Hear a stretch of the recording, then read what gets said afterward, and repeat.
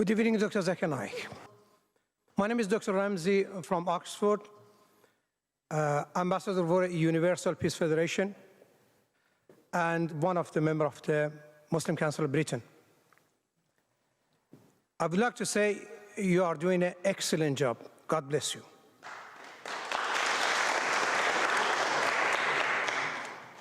Now my question,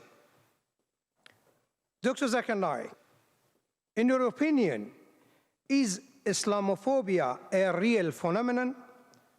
And if so, how do you suggest it can be tackled?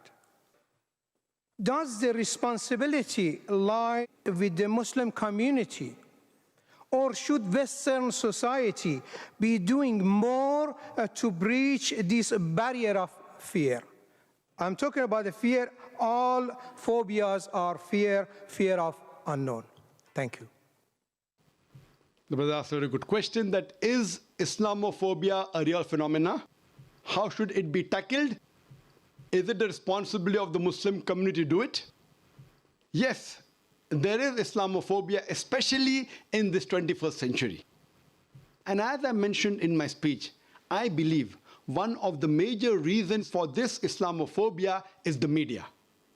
And I said in my speech that the media spreads several misconceptions about this religion of Islam.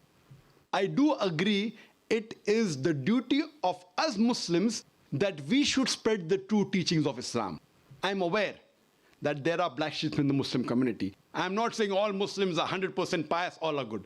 There are black sheep in every community, including Muslims. What does the media do? They pick up the black sheep of the Muslim community and they portray on the media as though they're exemplary Muslims. What we have to do is we have to portray the right teachings of Quran and the sayings of the Prophet Muhammad, peace be upon him. And if any Muslim is involved in doing acts which are against the religion of Islam, which are acts of terrorism, killing of innocent human beings, it is the duty of us Muslims that we should tell such people it is haram. There are some people who are being misguided and they are being brainwashed into saying that killing innocent human beings is part of Islam. You will get reward. It's our duty as the mainstream Muslims to try and convey the right message of Islam and prevent such Muslims from being misguided. That's point number one. Point number two, it's our duty to tell the government of the country where you're living that Islam is a peaceful religion. And what I believe that Muslims should be part of the solution, they should not be part of the problem.